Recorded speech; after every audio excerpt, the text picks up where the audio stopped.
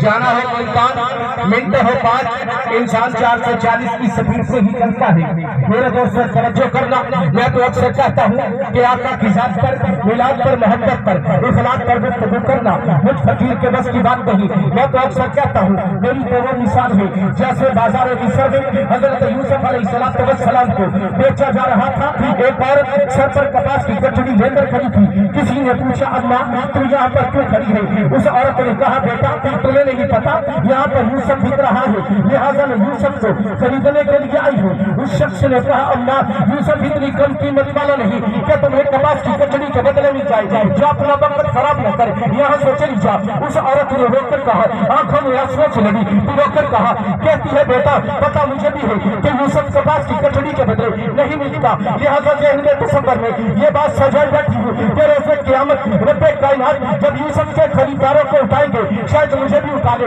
بات میری بھی کچھ ایسی ہوئی، آقا کی ذات پر، میلاد پر، محبت پر، اخلاق پر، سیرت پر، صورت پر گفتگو کرنا مجھ فقیر کے بس کی بات نہیں۔ میں بھی ذہن میں تصور میں بس یہی بات کو سجائے بیٹھا ہوں کہ روز قیامت رب کائنات میرے آقا کی شان بیان کرنے والے یہ علماء، یہ نعت پڑھنے والے، یہ قرآن پڑھنے والے مالک انہیں اٹھائیں گے، شاید مجھ حقیر فقیر کو بھی اٹھائیں۔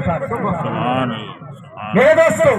آقا دو جہاں صلی اللہ علیہ وسلم تشریف فرما ہے، میوے استراحت ہے، سیدہ عائشہ بھی میوے استراحت ہے، ایسی آسمان کی طرف نگاہ جاتی ہے اور سیدہ عائشہ آسمان کی طرف دیکھ کر کے، آسمان کے ستاروں کو دیکھ کر کے عرض کرتی ہے یا رسول اللہ صلی اللہ علیہ وسلم ان ستاروں کی تعداد کیا ہوگی؟ آقا دو جہاں صلی اللہ علیہ وسلم نے ارشاد فرمایا عائشہ ان ستاروں کی تعداد کے بارے میں صرف رب کائنات کی جانتے ہیں۔ اتنی بات کرنے کے بعد سیدہ خوش ہو جاتی ہے، چپ ہو جاتی ہے، پھر عرض کرتی ہے یا رسول اللہ آپ کی امت کے اندر کوئی شخص ایسا بھی ہے کہ جس کی نیکیاں ان ستاروں کی تعداد سے بھی زیادہ ہے؟ اللہ کے نبی صلی اللہ علیہ وسلم نے ارشاد فرمایا عائشہ وہ خطاب کا بیٹا عمر ہے جس کی نیکیاں ان ستاروں کی تعداد سے بھی زیادہ ہے۔ اتنی بات کرنے کے بعد سیدہ عائشہ خوش ہو جاتی ہے، چپ ہو جاتی ہے۔ آقا دو جہاں صلی اللہ علیہ وسلم ارشاد فرماتے ہیں عائشہ چپ کیوں ہو گئی؟ آگے کیوں نہیں پوچھا؟ پر عرض کرتی ہے یا رسول اللہ میں تو یہ سمجھتی تھی کہ آپ کی امت کے اندر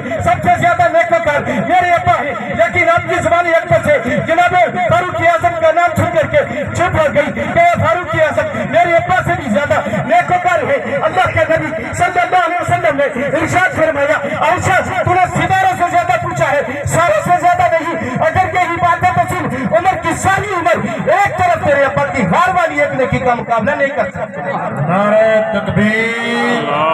شان رسالت، شان صحابہ،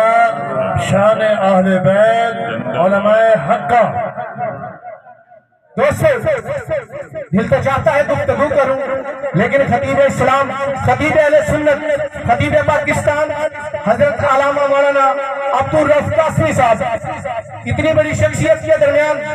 مجھ فقیر کا گفتگو کرنا ایسے ہے جیسے سورج کو چراغ دکھا دیا جائے۔ میں اپنی بات کو ختم کرنے لگا ہوں ان لفظوں کے ساتھ کہ شیر مجاہد ہوش میں آ، تعمیر خلافت پیدا کر، کفر کے فرقے ہوتا ہے اب ایک جماعت کو پیدا کر تو بھی ترقی دنیا میں، اسباب تجارت پیدا کر، قارون کی دولت ٹکرا دے، اسلام کی دولت پیدا کر، اسلام کا دم تو پھرتا ہے، کفار کا پھر کیوں ڈرتا ہے، یا پھر اسلام کا نام نہ لے، پیشہ کے شہادت پیدا کر اور دل سے کیا گھبرائے نہ، حالات بدلنے والے ہیں جو کانٹے بن کر آئے تھے بلند ہے تلنے والے ہیں، مظلوموں کی آہوں نے شعلوں کی ادائیں پہنی ہے، یہ جانتے پر سجادوں کے ابجڑ نکلنے والے ہیں، ہمت ہی نہیں طوفانوں میں جذبوں کو ہمارے چھین سکے، جتنا ہم سے الجھو گے ہم ہار میں چلنے والے ہیں، شراب عشق کی نہیں بدلی پر جام بدلتے رہتے ہیں، حق کا علم نہیں رہتا ہے پر ہاتھ بدلتے رہتے ہیں، حالات سے ٹکرا کر جینا حق والوں کی عادت ہے، حالات کی تو تکلیف نہ کر، حالات بدلتے رہتے ہیں، کل تک کا جو سوچے جگر وہ کرتے جگر تو آج بھی ہے، ایک کام وہی